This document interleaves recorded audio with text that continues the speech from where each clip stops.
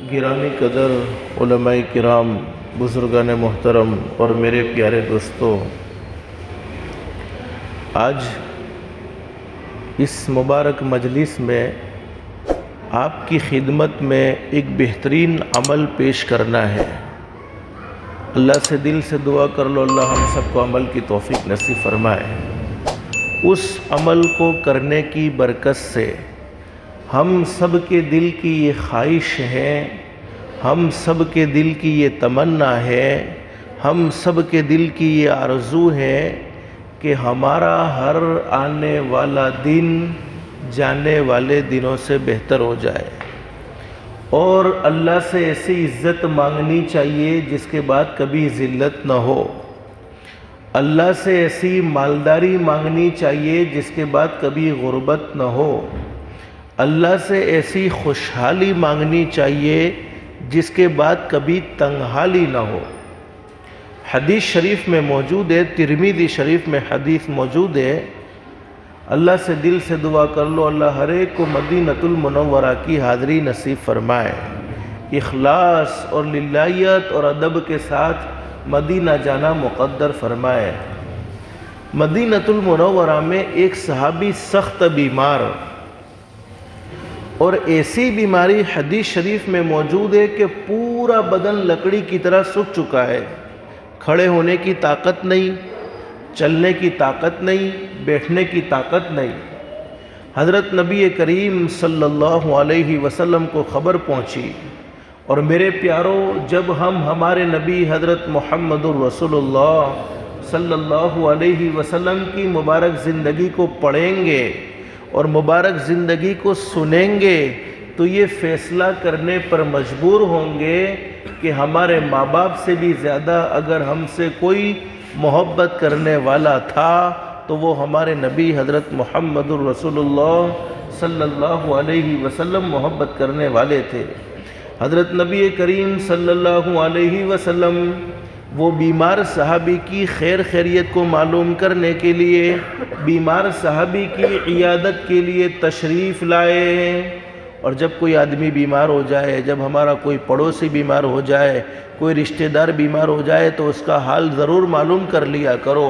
इसलिए कि तिरमिज़ी शरीफ में हदीस मौजूद है, फरमाया नबी करीम सल्लल्लाहु अलैहि वसल्लम ने, हदीस के बयान करने वाले हज़रत अबू हुरैरा रज़ियल्लाहु तआला अन्हु फरमाते हैं, नबी करीम सल्लल्लाहु अलैहि वसल्लम ने इरशाद फरमाया, जब मेरा कोई उम्मती किसी मुसलमान भाई की इयादत के लिए, किसी बीमार की इयादत के लिए या अपने मुसलमान भाई की मुलाकात के लिए, घर घर की मुलाकातें मामूली मुलाकात नहीं है बल्कि अल्लाह पाक उस पर बहुत बड़ा अजर नसीब फरमाते हैं।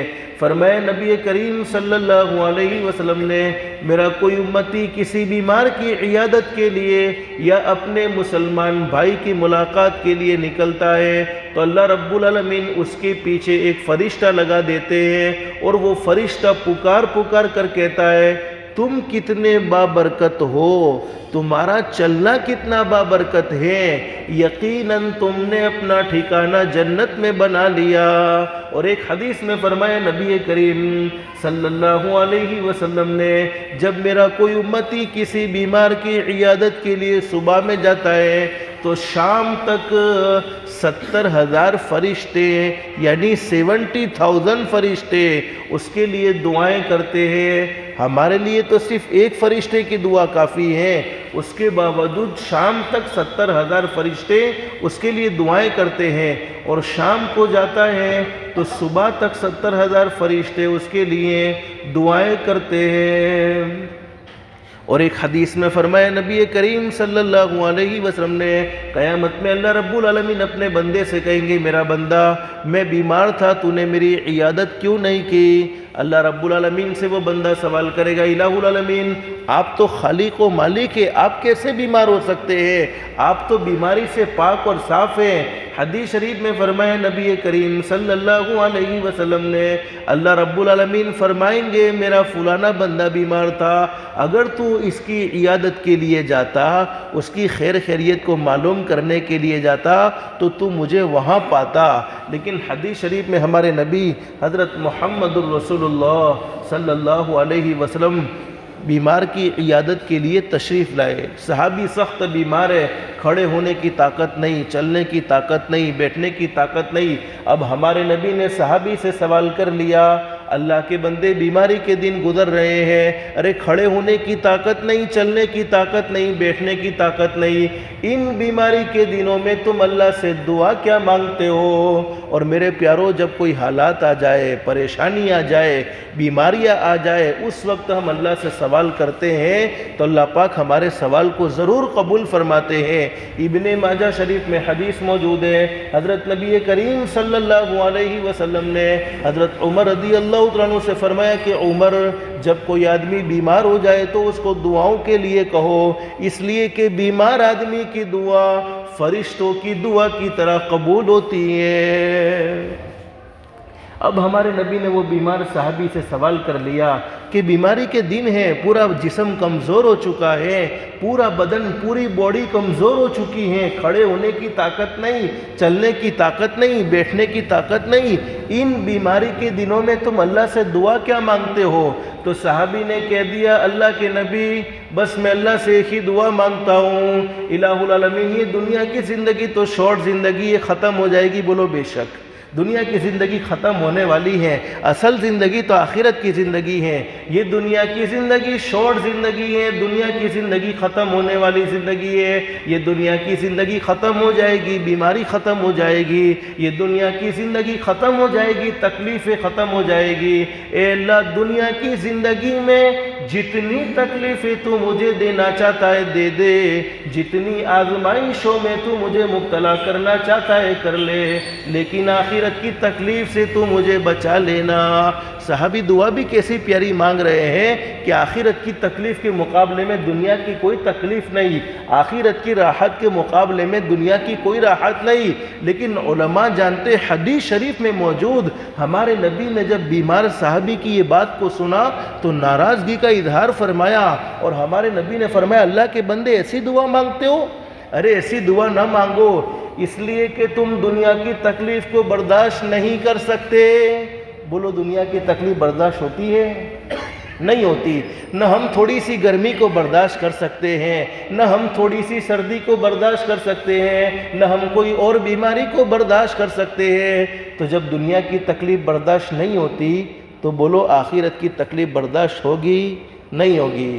اب حضرت نبی کریم صلی اللہ علیہ وسلم نے وہ بیمار صحابی سے فرمایا کہ اللہ کے بندے ایسی دعا نہ مانگو، اس لیے کہ تم دنیا کی تکلیف کو برداشت نہیں کر سکتے اور آخرت کی تکلیف کو بھی تم برداشت نہیں کر سکو گے۔ اب ہمارے نبی نے ایک دعا بتلائی ہے، بس وہ دعا میں آپ کی خدمت میں رکھنا چاہتا ہوں، مانگیں گے انشاءاللہ۔ اور ہم سب کا یہ عقیدہ ہونا چاہیے، حاکم کی حکومت میں وہ طاقت نہیں، ڈاکٹروں کی دوائیوں میں وہ اثر نہیں، طبیبوں کی اور حکیموں کی حکمت میں وہ اثر نہیں، جو اثر اور جو طاقت اللہ پاک نے دعاؤں میں رکھی ہے۔ اور حدیث شریف میں فرمایا نبی کریم صلی اللہ علیہ وسلم نے، دعا مومن کے لیے ہتھیار ہے، دین کا ستون ہے اور آسمان و زمین کا نور ہے۔ اور میرے پیارو، اس وقت جو دعا میں آپ کو بتلانے جاتا ہوں، بخاری شریف میں حدیث موجود، ہمارے نبی حضرت محمد الرسول اللہ صلی اللہ علیہ وسلم، جن کے صدقے میں اللہ نے پوری کائنات کو سجایا،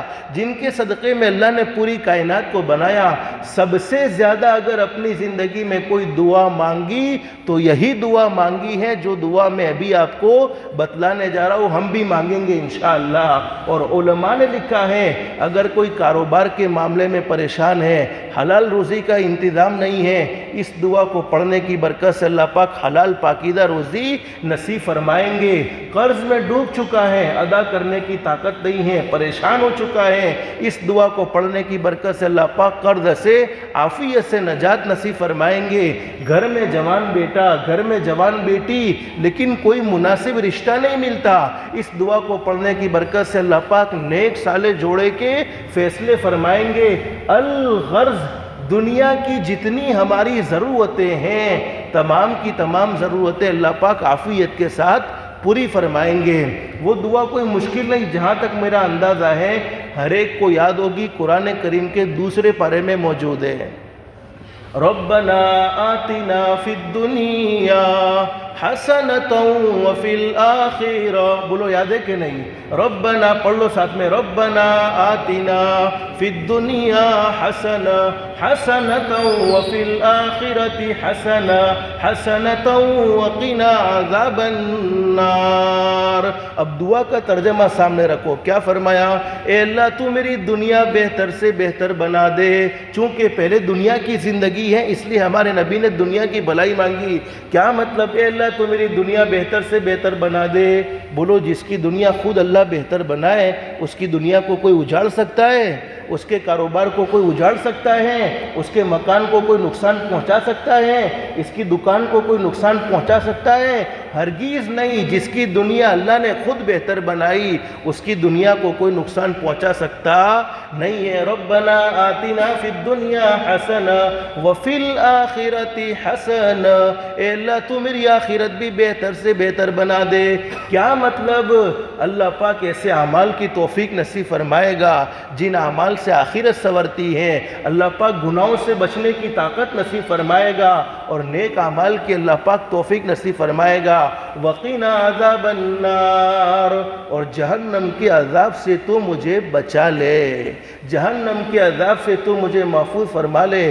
حدیث شریف میں حدیث کے بیان کرنے والے حضرت انس رضی اللہ عنہ فرماتے ہیں بیمار صحابی نے اس دعا کو پڑھنے کا اہتمام کیا، پورا بدن لکڑی کی طرح سوکھ چکا تھا، بدن میں طاقت نہیں تھی، پورا جسم کمزور ہو چکا تھا، لیکن بیمار صحابی نے اس دعا کو پڑھنے کا اہتمام کیا، اللہ نے مکمل شفا نصیب فرما دی، اللہ نے مکمل تندرستی نصیب فرما دی۔ علماء نے لکھا ہے کہ جو آدمی لا علاج بیماری میں مبتلا ہو جائے، ایسی بیماری کے ڈاکٹر جواب دے چکے ہیں، ایسی بیماری کے طبیب و حکیم جواب دے چکے ہیں، وہ اس دعا کو پڑھنے کا اہتمام کریں، اللہ پاک عافیت کا معاملہ فرمائیں گے۔ میرے پیارو، ہم سب کا یہ عقیدہ ہے کہ ہمارے نبی سے بڑھ کر دنیا میں کوئی سچا انسان بولو نہیں، اس لیے کہ قرآن کریم میں اللہ فرماتے ہیں وَمَا يَنْتِقُ عَنِ الْهَوَىٰ إِنْ هُوَ إِلَّا وَحْيٌ يُوحَىٰ۔ اللہ فرماتے میرے محبوب کبھی اپنی مرضی سے بولتے نہیں تھے، میرے محبوب کبھی اپنی مرضی سے بات نہیں کرتے تھے، میرے محبوب جو بھی بولتے تھے زبان میرے محبوب کی ہوتی تھی، کلام تو خود رب العالمین کا ہوتا تھا۔ ہمارے نبی سے بڑھ کر دنیا میں کوئی سچا انسان نہیں۔ لیکن اس مرکز مبارک میں ایک بات کہوں گا، ہم سب کو یقین ہونا چاہیے ہمارے نبی کی باتوں پر، بولو بے شک ہمارے نبی سے بڑھ کر دنیا میں کوئی سچا انسان نہ آیا، نہ قیامت تک نبی جیسا سچا انسان کوئی آ سکتا ہے۔ لیکن اگر ہم یوں سوچ کر پڑھے کہ لاؤ ٹرائی کرتے ہیں، ملتا ہے کہ نہیں ملتا، اس دعا کو پڑھنے کی برکت سے ہمارا مقصد پورا ہوتا ہے یا نہیں ہوتا، ہماری ضرورتیں پوری ہوتی ہے یا نہیں ہوتی، اللہ پاک ہمیں منزل مقصود تک پہنچاتے ہیں یا نہیں پہنچاتے، تو انشاءاللہ اللہ کی ذات عالی سے امید ہے ہماری ٹرائی بھی انشاءاللہ غلط ثابت نہیں ہوگی، ہمارا تجربہ بھی غلط ثابت نہیں ہوگا۔ اب آپ کا سوال کہ کتنی مرتبہ پڑھنا، تو اس کی کوئی تعداد فکس نہیں ہے، اللہ جتنی توفیق دے، دن میں 1 مرتبہ پڑھو، 10 مرتبہ پڑھو، 20 مرتبہ پڑھو، 100 مرتبہ پڑھو، 1000 مرتبہ پڑھو، جتنی اللہ سے دنیا کی بھلائیاں چاہتے ہو، جتنی آخرت کی بھلائیاں چاہتے ہو، اتنی مرتبہ پڑھتے رہیں گے۔ کہو انشاءاللہ پڑھیں گے۔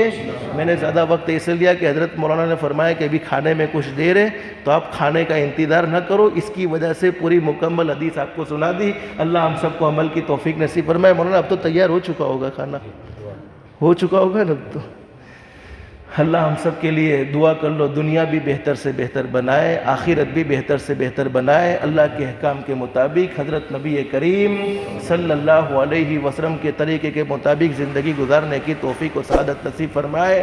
اللہ رب العالمین کہنے سننے سے زیادہ اخلاص، استخلاص اور استقامت کے ساتھ عمل کی توفیق نصیب فرمائے۔ آمین یا رب العالمین۔ وآخر دعوانا الحمدللہ رب العالمین۔